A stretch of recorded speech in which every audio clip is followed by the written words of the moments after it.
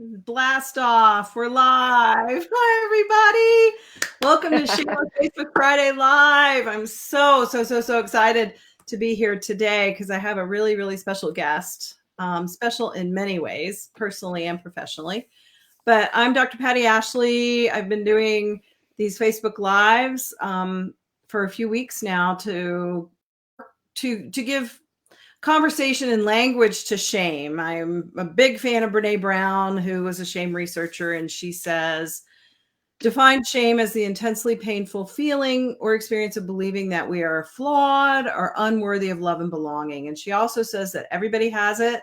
Nobody wants to talk about it, and not talking about it makes it worse. So I'm here to talk about it, and I'm talking about it with some amazing people. And today I have a dear friend of mine that I met through my beloved Lawrence Freedom several years ago, who has worked in the recovery field for quite a long time. She's been sober herself now for 32 years. She's extremely dedicated to helping people move through recovery and live their best life. And I'm going to let her tell you a little bit more about herself, but just without further ado, Allison Harden. Hi, Allison.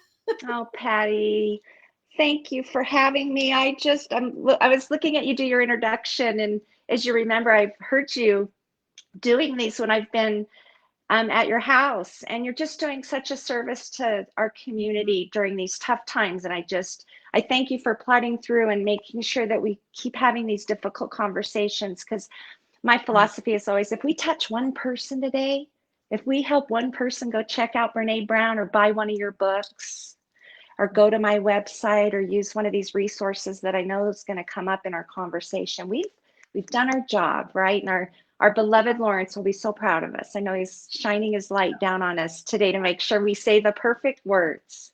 Yes. Okay.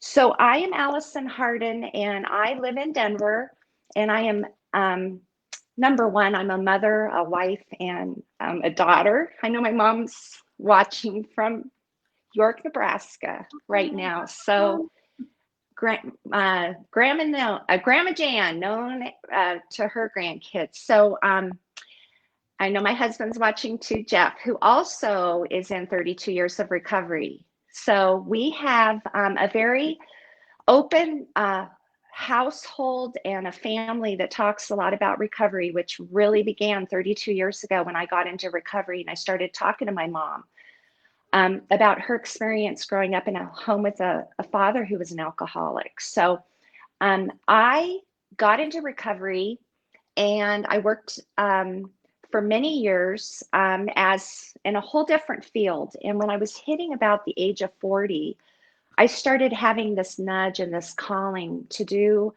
more work around what I was so passionate about, which was really helping people in the 12-step rooms. That's how my recovery started, was in AA. And I know I'm not supposed to say that. So please, I'm not a member of Alcoholics Anonymous. I don't want to break any traditions, but the 12-step programs of recovery were my foundation. I walked into those weird rooms back in 1987 with all these people that were a lot older than me, and they helped me. And I also had a therapist for 10 years. Jeff had his own path that looked different, but he had 10 years of group therapy, and he doesn't mind me sharing his story. We're appropriate. And Jeff's my husband. He's on my website. So I'm sure he's sitting there going, oh, here she goes again. It's going to be all over the internet. Jeff, if you're here, say hi if you want, now that we've met you. Anybody else who's watching, let us know you're here. I'm hoping this little chat room on Be Live's working today for us, but I'd love to know that you're here. And hi, Mom, if you're here. Hi, Mom. Love you. So when I got into the field, my first role was I helped bring the Betty Ford Center Colorado Children's Program to Denver, and it's still thriving. You know that program? That's how incredible helps kids 7 to 12 understand addiction. And Lawrence, that's how I met Lawrence.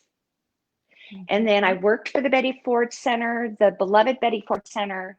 God bless Betty Ford, right? Being such a champion for women in addiction and sharing her own story publicly. And I had the honor of working when she was still alive for the Betty Ford Center. Mm. Um, then that, years of that work, I ended up getting an opportunity to work at Cedar at the Anschutz Medical Campus here in Denver and be part of the whole UC Health world. And all of the wisdom and the amazing doctors, psychiatrists, psychologists, rock star therapists, you included in that, all of those years of working in treatment and with all of the Dr. Michael Barnes, give him a shout out for the work and the trauma work and the family work that he's taught me over the years. Mm-hmm. I was blessed, right? I had my recovery journey, and then I had all of these amazing teachers that, number one, here I was, this little girl coming from the 12-step program. And then I started meeting all these people. I didn't even know what all their initials were behind their names. And I started seeing that they could learn a little bit from me too. Like, you had these addiction psychiatrists that had never been to an AA meeting or a 12-step room or a refuge recovery. They didn't know what refuge recovery was, or Celebrate Recovery, or any of these other recovery pathways. So I started getting a little confident. I started learning that I had a place too in this field. And so I ended up doing the recovery coach training when I was at Cedar. And I quickly started seeing that that's really where my passion lied, was how to help people post treatment, because I knew all about getting them to treatment.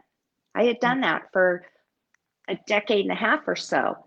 Mm-hmm. But as you know, what's the percentages of people remaining in recovery once they've gone to treatment and making it to a year? Right. We have That's a the lot hard, of, yeah, we have or the harder part, or a hard part, but yeah.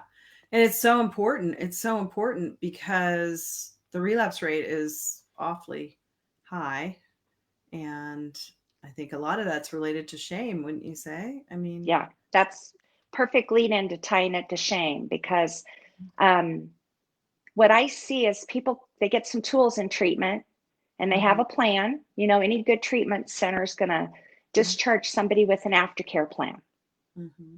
And they're gung ho, and they go back to wherever they were living, or maybe they've moved somewhere new and they're getting a fresh start. And their tools work for a while. Mm-hmm. And they're able to hopefully they get a therapist if that was recommended. Hopefully they're in the proper medication, if they've, because we can't separate any kind of mental health challenges from the addiction, right?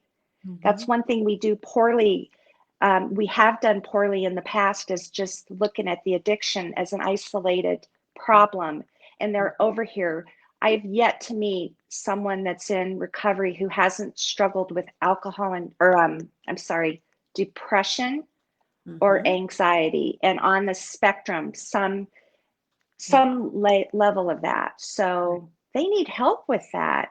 They're not going to get help with that depression by just continuing to go to a 12-step meeting.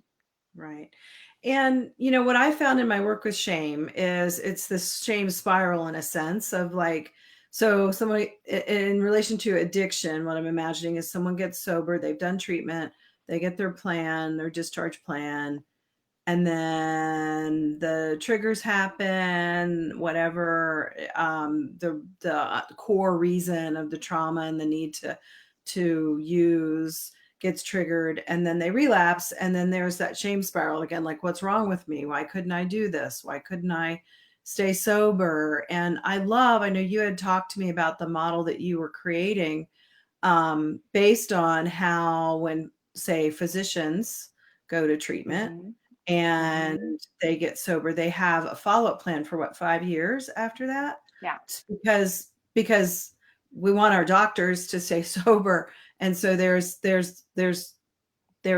a model for that. And your model really, it strives to give people resources and recognize that you really need more than just you're out on your own and go over a period of time. I don't know if I describe that correctly, but I think a lot You of it did. has to do with shame and the whole relapse spiral and the I'm not good enough and I'm back down in that dark hole. So we need people, we need repetition, we need support, we need it's not a quick and easy fix like we want in this culture sometimes. Where's your Yeah. magic wand? Just make it go away. Oh, yeah. I have this right here for those times when I want to I just give that to wave you. my. Ah, thank you, Deborah J. If you don't know Deborah J, I did a wonderful training with her, Structured Family Recovery. And I just finished it last Monday, and this was in our training. Well, this is Love it. my So, friend Nicholas Kasabek. So then we oh, both have, we do have a magic wand. So there you we go. We've do. got it We covered. do. Okay, and my model really aligns well with Deborah J's work with families because um, when you think about shame and someone getting into early recovery and they start that day, you know that the meter starts, Hmm. and you as a therapist working with people, the ups and downs that they face over a 5-year period. Yeah. Yeah. This year, COVID. Right. I have clients that were, you know, 30 days out of treatment when COVID hit, and all of a sudden they can't go to any of their community meetings. Their aftercare plan just out the window, and they're on Zoom trying Yeah. to ask Yeah. somebody to be a sponsor. Yeah. Yeah. So Yeah. life happens, right? People Mm. have death they deal with. They go back to marriages they're not happy with. Their kids get in trouble. They lose jobs. I mean, this year's the perfect storm when we want to list all the things that people are dealing with. And so Mhm. that, and we expect them not to go back to the thing that worked for them. Yeah. Don't Yeah. drink, don't do drugs. Yeah. Just, Yeah. and so they can hold on for dear life for a period of time if they don't have the support around them. But the Mhm. doctors programs and the way that we are, a lot of us are moving over to this camp that we have got to talk about support for a 5-year period in Mhm. some way, and it tapers down, right? And we can Mhm. go to therapy and do some work for a couple of years, and maybe we take a break from our therapy and we get anchored into a recovery program. But maybe something happens at year 3.5 or 4, we get triggered by some shame, or some fear triggers some shame, or life comes at us, and we have that therapist in our pocket to go back to that we know Mhm. that can help us. Yeah. So that is the doctors have the highest success rates of any sector of our society with this 5-year and all the essential elements. And my organization, Beyond Betty, I have a website, beyondbetty.net, and I call it my Get Recovered program because I do believe we can talk about being recovered with Mhm. addiction. Mhm. And I have all the elements listed there. And part of it is the love of the family and helping these addicts and alcoholics that have burned bridges and lost all the trust that Mhm. with their families, they love their families no matter what has gone on most of the time. And it breaks my heart when I'm working with somebody who's just gotten out of a treatment center and their family won't talk to them. Yeah. Talk about And we're shame, and we're right? Yeah. we It's are very trying to look at this as, let's build the love back. Let's Mhm. talk about building that trust back, and what does that look like? And mom needs to work on some stuff, you Well, know? yeah, it's the tough love boundary thing, right? We haven't really learned how to do that well. We're so all or nothing, like, instead of I love you and let's try and find a way to create some boundaries in our relationship that are going to support each of us. We shame and shun because it's too hard to deal with, which is really, really sad,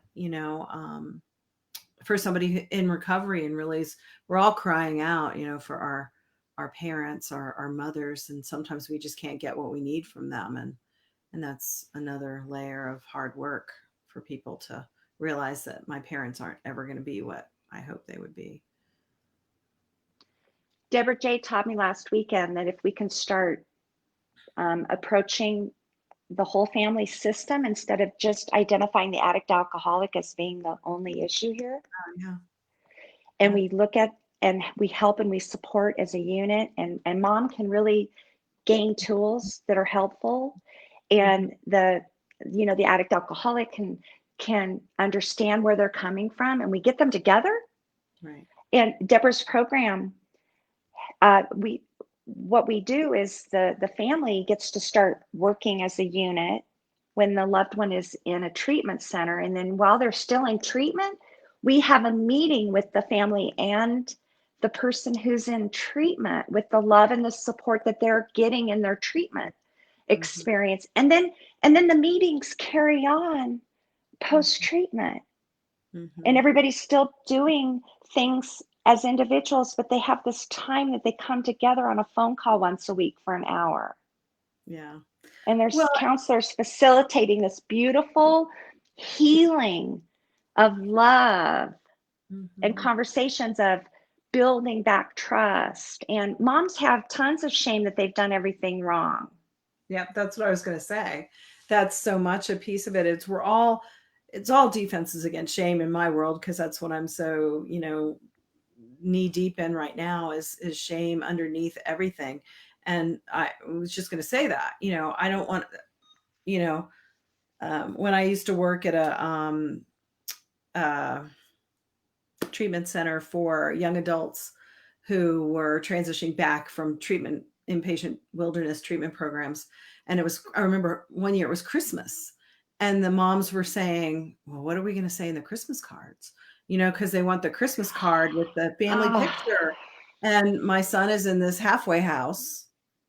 Do I tell my family? Do I send the picture? There's just so much shame around how things look and how things are. When, I know we don't want to talk about politics, but look at what Joe Biden and his son, went through, and how mm-hmm. he's being shamed for his, addiction.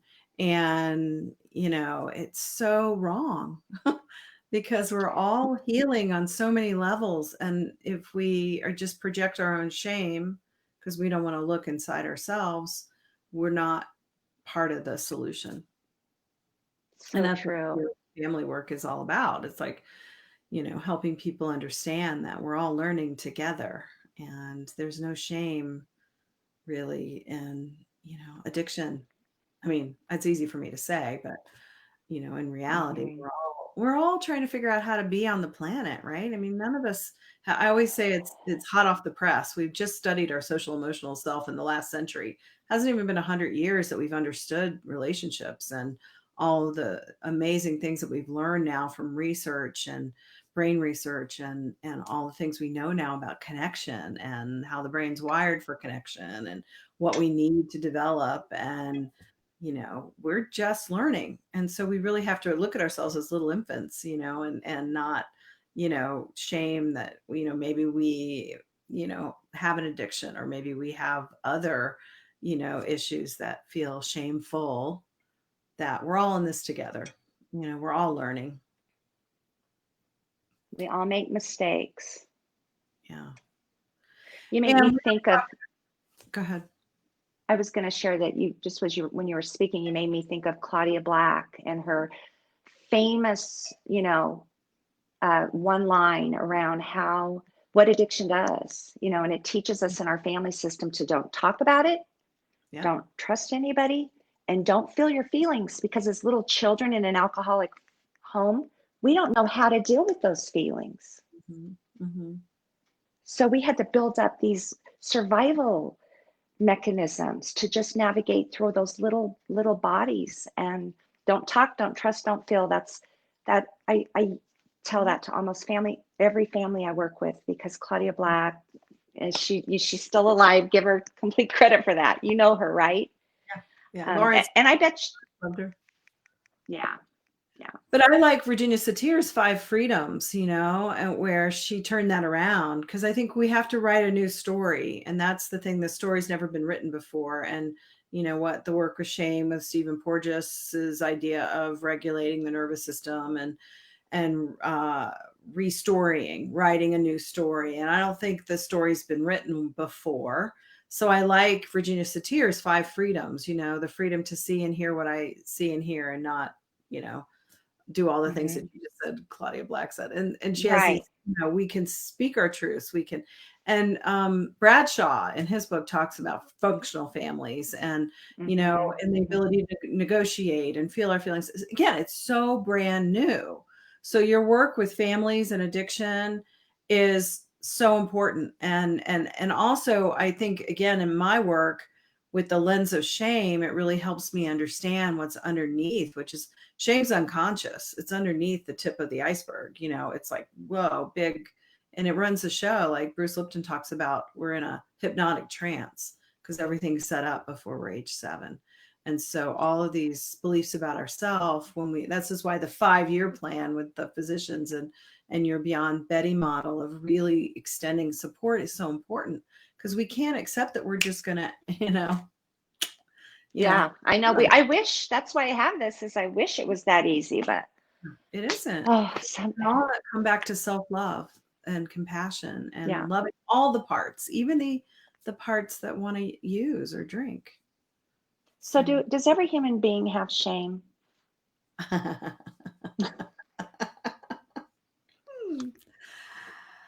Oh, Brene Brown says everybody has it. Nobody wants to talk about it, and not talking about it makes it worse. I think so to some degree, because, when I've studied the old parenting pedagogies, Alice Miller's work, do as I say, not as I do, break the will of the child, beat the devil out of them. And again, it wasn't until the mid 20th century that we started researching how children develop. And we said, wow, that's really wrong. And so that's why I wrote my first book, Living in the Shadow of the Too Good Mother Archetype, because, and there she has a coffee because she's so Here's a sweet. commercial plug for her. This is a fascinating, beautiful book, but it really helped me see how much shame I have about trying. I've got a 21-year-old and a 25-year-old. I've made so many mistakes I can't even list them, right? And the shame I have around not having been a perfect mother, you really helped me Yeah. see that with this book. We Well, aren't that's what I perfect. realized when the research came out and we had all these great books on how to be a good parent. And the more books people read, the worse they felt. And that's when I really started getting into the shame work, because, hi, Deb. I She know Deb. loves that book. I Can they know get it on Deb. Amazon? Hmm. Okay. Living in the So, Shadow of the Too Good Mother Archetype by Patti Ashley, PhD. so the unconscious patterns, that's when it really hit me. I was doing parent education for a pediatric group, and I kept hearing the same stories, and I was a young mom too at the time. So that's when I realized this stuff is way unconscious, and we need to excavate these unconscious pieces. And that's why Carl Jung called that the shadow, the things that we kind of hide over here because we think they're bad. And so then it evolved into, then Brene Brown came out and she was able to language shame so incredibly well.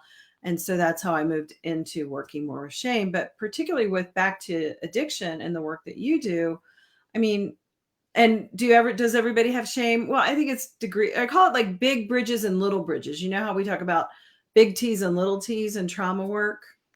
Mm-hmm. And Kaufman talks about shame coming from ruptures in the interpersonal bridge with others.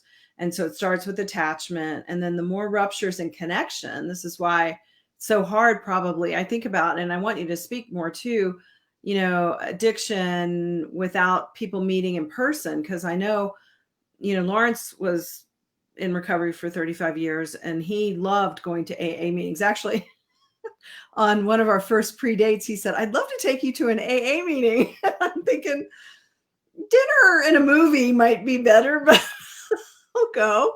He loved going to AA meetings. It's this way we Ah, connect, and we're wired for connection. And so that's where the ruptures in the interpersonal bridges happen over time. We feel more and more and more and more and more shame. And so the work is really to help us connect to ourselves and hopefully have people like you, helping people find connection. And right now it's extra challenging because we're not meeting in person. We're doing it this way, which is, thank goodness we can, but it's not ideal. I So say it's better. It's better than Zoom in this virtual world. It's better than nothing, but it's not optimal. yeah. Yeah. And I see it with my clients who loved going to church every Sunday. And Yeah. they got that ripped away from them too. You know, they felt that connection there. They can't go and have birthday parties. I had my beloved niece had a baby a few weeks ago, but we did a drive-by shower out in the front with masks and people driving by. And she's, you know, we did the best we could, but it was Yeah. not the Yeah. same as my niece Lauren's shower in the backyard. So we just, I don't want people to relapse and use it as an excuse. We Mm-hmm. need to get them on the phone. We need to figure out ways to meet them in the park and yell and social distance if they need that connection. Yeah. Because we're seeing that too. Yeah. You know, it's a great excuse. I can't go to my meetings. I'm not going to ask somebody to help me via Mm-hmm. Zoom. So I might as well sit in my basement and do video games and drink or go back to using drugs and wait till this whole thing gets over. Well, And it's we got such a a long haul here. it's such a social thing too. I mean, everybody's talking about that, drinking to get through the pandemic. And I know I was drinking a lot too. I'm doing sober October. I'm so happy. I made it through how You many days are good. Yeah, without because my red wine. I love my red wine. And I decided I could do, well, I was going to do 90 days. And then I heard there's this thing going around. It's called Sober October. I'm like, oh, that's better. I'll okay. do that. I'll do Sober October. But it's really interesting because, I was at that place too, where it's like the end of the day and, oh, let me just open the bottle of wine. And then you go on the internet and on Facebook and that's what you see. Is it time for wine yet? And what did they say about this is going to be a generation of homeschoolers raised by day drinkers? I mean, we laugh about drinking and yet how out of control it can become for people. And it doesn't really, where's the life vest, like you said, let's get on Zoom, let's go out and meet in a park, let's do something because we need that connection. And so I appreciate that really it's not an excuse. And we have to find ways to really work in our recovery and find connection. I think that's probably a big challenge as a recovery coach right now is Yeah, connecting when we don't have as much of the in-person. And even let's look at the mask, I know. the covering our face. I'm wondering about little kiddos, just, we learned we connect so much through facial gestures and we're walking around with our faces covered. So I think there's Yeah. so many ruptures in connection, and we really have to work extra hard, like you said, to find alternatives. One area that is concerning me during COVID since March is the increase in people that are getting on social media and trying to get that connection through tech. And Hmm. there can be a healthy use of it, but I see a lot of unhealthy use of it. People that are using it in that addictive Hmm. scrolling, can't get enough. I'm just going to run away from all this stuff that I'm feeling for a while. And I think we're going to also see some aftermath around tech addiction and people needing to reset. I watched that new documentary on Netflix called Social Dilemma that terrified me because it was true for me. I got addicted to Twitter and the Yeah. news and Yeah. the and more at the top, just like more food, more shopping, more, a lot of people are struggling with emotional eating right now. Hmm.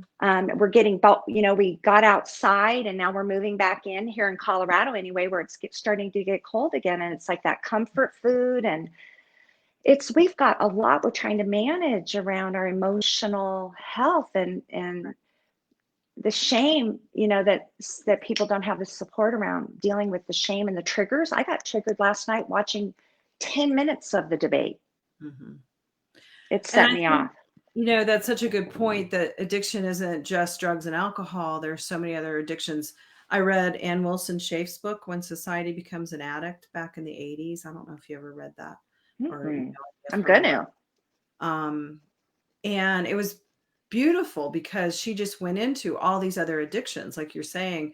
Well, back then we didn't have the internet, but it certainly would be on the list. But food and relationships and thought and we can get addicted to anything. And she basically sums it up as it's our need to be in control. Basically, we're so afraid Mm. of not having control over our lives. And let's look what's happening in the pandemic and with our political situation and all the other, social injustices and so many things. People are feeling out of control. And Ah, so in order to feel like they can get control, they go to something like you're talking about on the internet or even drinking or whatever. But of course, it doesn't make it better. It and in extreme cases definitely makes things worse. But to be able to find that I always say the serenity prayer to people.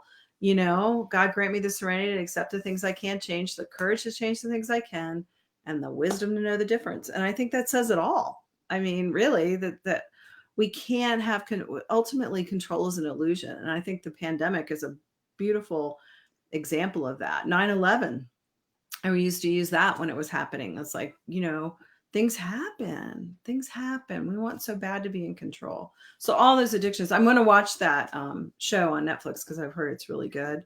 I'm going to rewatch it because it talks a lot about behavior, the psychology behind everything that's been created to trap us and to trap our brains. And we know addiction is highly I believe it's a brain disease. I believe in a lot of models of addiction, but I know it affects our brain. Mm-hmm. So the serenity prayer, I used that serenity prayer in my early recovery 20 times a day.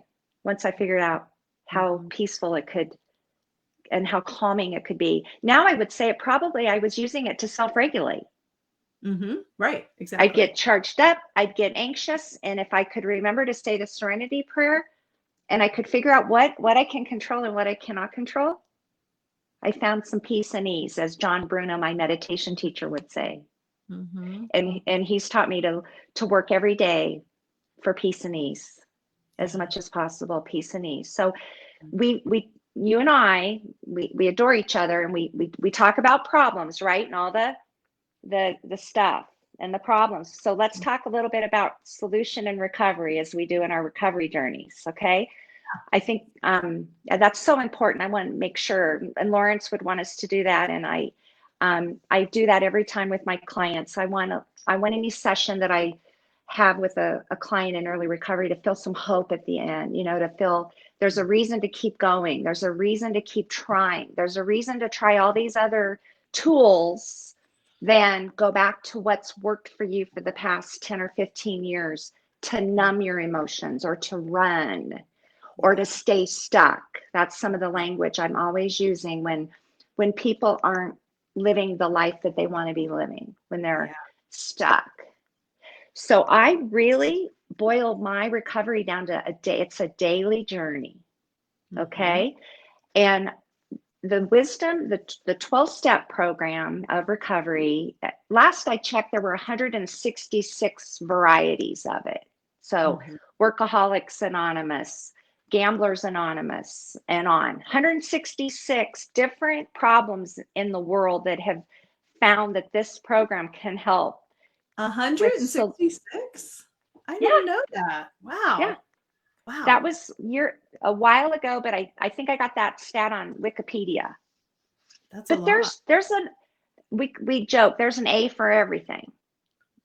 Um, so that if I boil down what those two men back in 1939 when they wrote the big book of Alcoholics Anonymous, what they discovered was that a full blown alcoholic like me, the only real promise that they could give me in that whole book was a daily reprieve. Mhm. And that's where that one day at a time comes from. If you've heard that, we can only, when we start worrying about tomorrow or 10 days from now, what's going to happen on November 3rd, we can kind of spin out. But if Yep. I just focus on today and what's ahead of me and live Yep. the majority of my day present today in peace and ease, Mhm. I'm going to stay clean and sober today. Yep. And and it's worked for me for 32 years. Yeah. And It's so one day at a time. and I've overate during COVID. I gained a couple pounds and I lost a couple of pounds and I've gotten on Amazon and bought a couple things that made me temporarily feel better. So I am by far fixed from not leaning into some of those behaviors that temporarily make me feel a little bit better. And I'm pretty sure I'm going to have a few of those quirky things going on the rest of my life. Yeah. Okay. I haven't had to go get, really high potent marijuana during COVID that's all over my state in Colorado. I definitely haven't drank alcohol. I haven't leaned on nicotine, which I did, and I haven't done any drugs that weren't prescribed.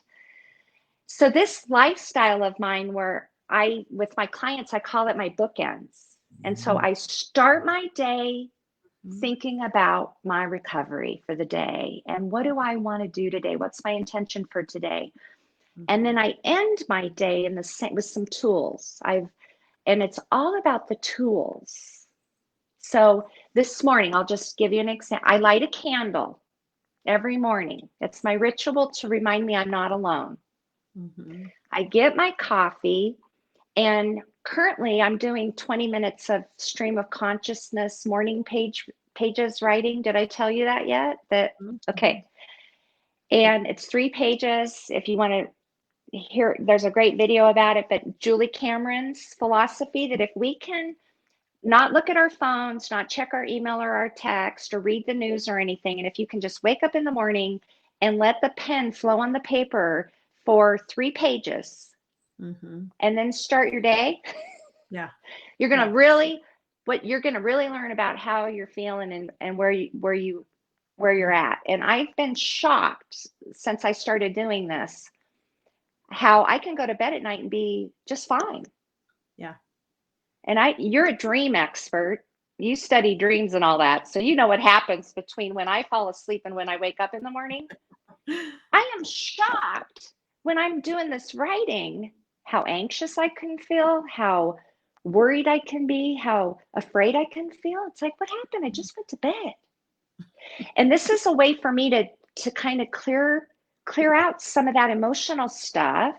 Yeah. And then I drink my coffee while I'm doing it. And then I have the last few months I became dedicated again to my meditation practice, because that slows me down. And I tell my clients, it doesn't matter if you meditate for 1 minute, 3 minutes, 5 minutes, or 30 minutes.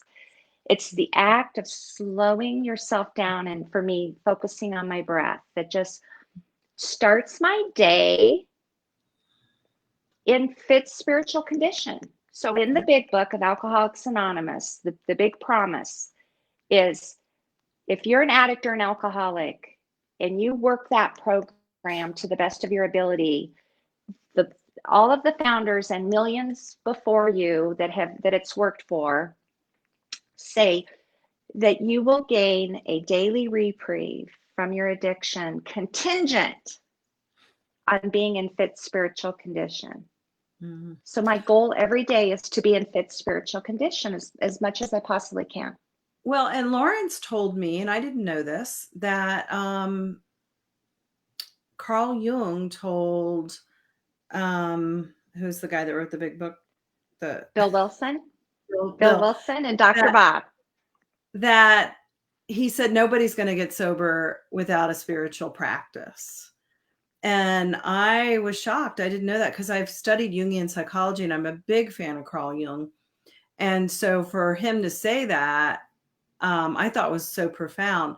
I also want to say spirituality is often misunderstood and thought of as religion, because we're not talking about religion here. We're talking about our inner life, which is the unconscious pieces. And so the shame work that I do is all about what you just described, because we can't change it from the neck up in our heads, and we have to do it in our body. You're talking about the body. I'm getting in my body. I'm doing what Brene Brown would call it the shitty first draft, when you just write things on paper.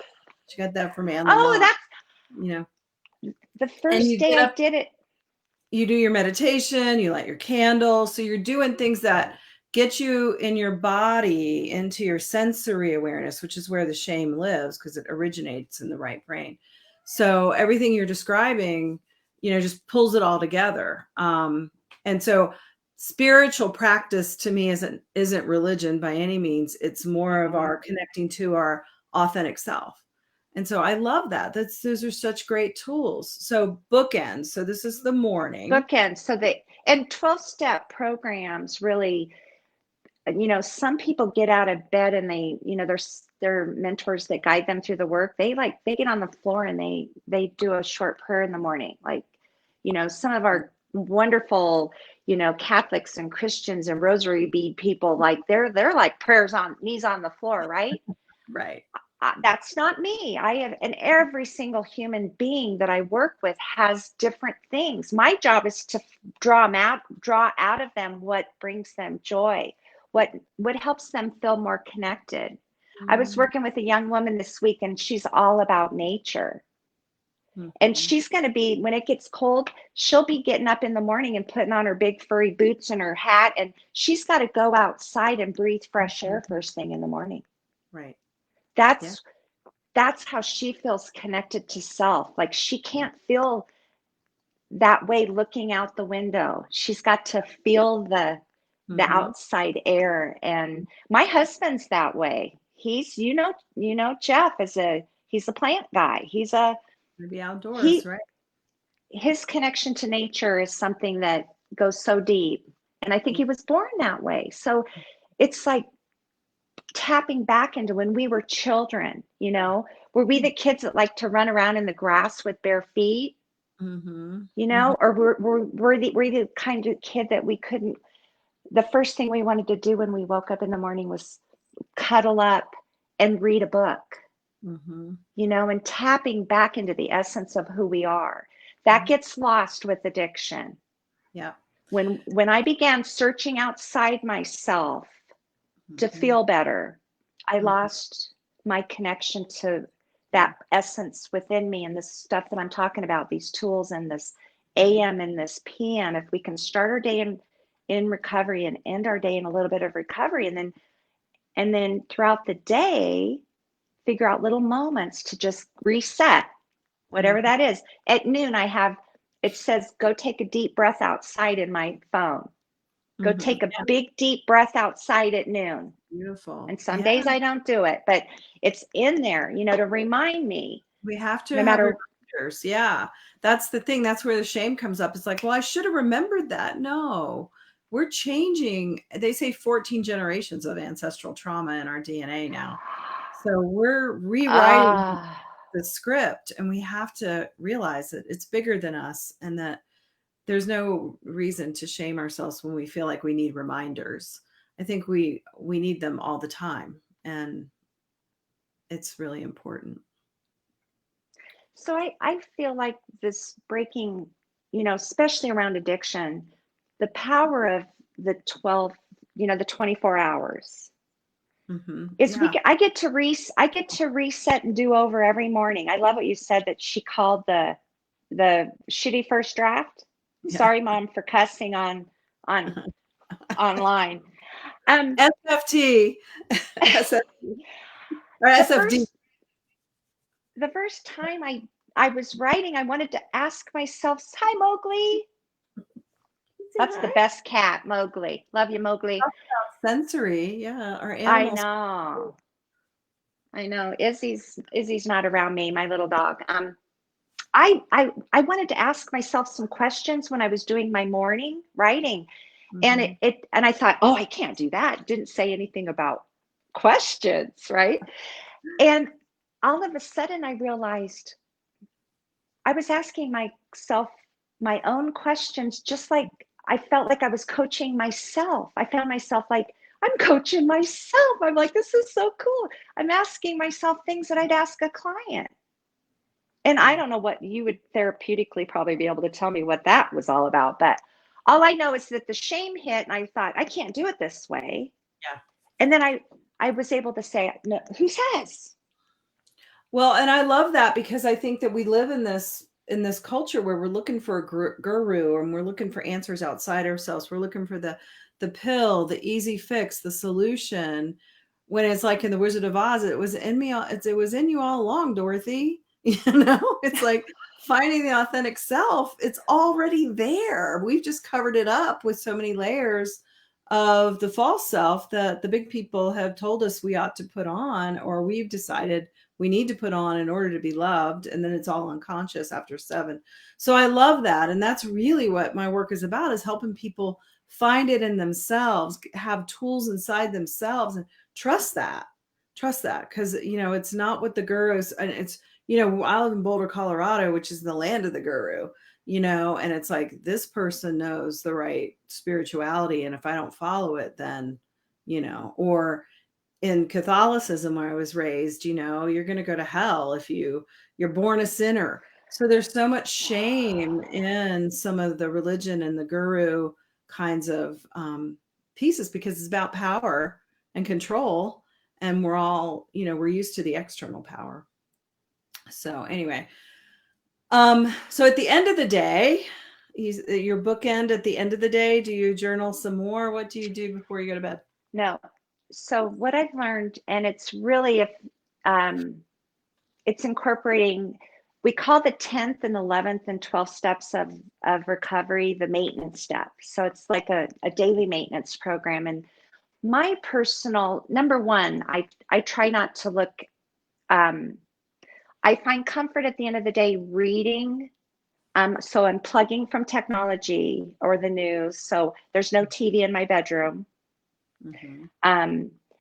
And just quieting the mind. And so right now I'm reading The Goldfinch by Donna Tartt. Love it. It's thick, and I tend to read some heavy stuff at night, and I'm really finding comfort right now in just reading some fiction and not learning something. Yeah. And then when I shut the light off and I put my book on my nightstand and I turn the light off, when I lay my head, I'm already on my head's already on the pillow, but I have tried to live my day in a way that allows me to fall asleep with peace and ease. Mm-hmm. I've tried to be a kind person. I've tried to be careful with my words. I've tried not to harm, do no harm in my personal life and my professional life. And I do a quick check-in. A lot of times I'll put my hand on my heart and I'll just ask myself, have I harmed anyone today? Have I been a kind person? I'm going to cry. I don't know if I've ever told this to my mom. And most of the time I can say yes, and I'm able to fall asleep. So it's my check-in at the end of the day. And what I'm really looking for is there an amend that I need to make from the day? If I've caused harm, the 12-step program that I work, I will get a gentle nudge from my guidance that I get internally that'll say, you might want to circle back around in the morning and make sure you didn't hurt Patty's feelings when you didn't text her back today. Yeah. Well, and Brene Brown talks about that when Oprah interviews her, and the whole idea of shame is bad versus guilt is I did something bad.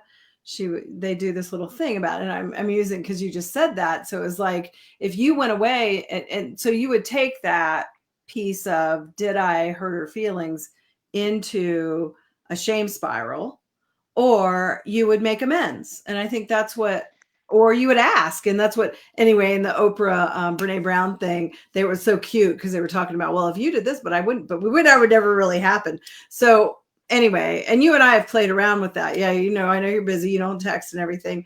And so it's like, it's nothing to feel really bad about, but I guess I'm talking about the different layers. So when you're saying, do I need to make amends? That's what's so beautiful about amends, right? It's repairing the ruptures and being able to let it go. But oftentimes we hold on to it. Like, what's wrong with me? Why did I do that? That's when we get into the shame spiral. So it says in the big book to not allow yourself to go into morbid reflection. There you go. Perfect. And so I am able to acknowledge it and go to sleep. And I know that in the morning I will get clarity, maybe when I'm doing my pages on how I'm going to do this. Yeah. Am I going to call him? Am I going to text him?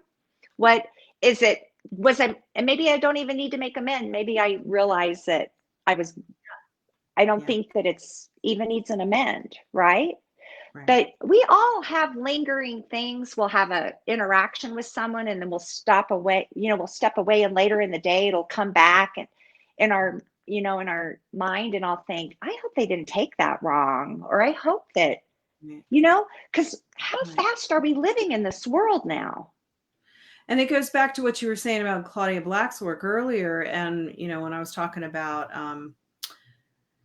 the five freedoms of Virginia Satir, it's because we haven't really been given permission to have these honest conversations, to say, that really hurts my feelings when you don't text me back, Allison, which it doesn't, because I know you're busy.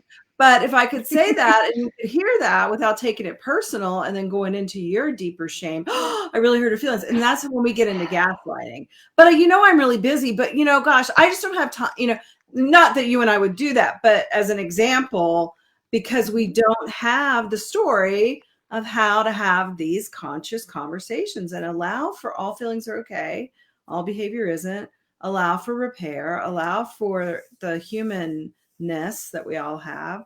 And I just love your story of your bookends and the way you really embody your recovery practice and how that makes you a vessel for other people, because you're mirroring people's experiences and giving them a model of these tools. And I think I loved what you said so much, because it really emphasizes this idea of it's a daily, what did you say, it's a daily practice. It's A daily reprieve. We are the promise that I will be able to stay recovered. That's where I call it get recovered. That doesn't mean I'm saying that I'm going to be recovered next week. It says I'm recovered today because I did my practice this morning to be in fit spiritual condition. So far today at 11:52, after this call, I'll go outside and take my deep breaths. yeah, And you know that all that daily reprieve contingent on being in fit spiritual condition. yeah, That's all. If you take that book, I just gave you the Cliff Note versions of, if you work a 12-step program, that's what you're going to be doing. Is you're going to be working on being in fit spiritual condition one day at a time. I will ask. So here I have 32 years in recovery, and that, so a new person who's maybe relapsed a few times and they're meeting me for the first time, they're like, there's such a power differential. Yeah. I'll be like, what time did you get up this morning? And they're like, I didn't sleep at all. I got up at 5. And I'm like, you have more recovery than I do today.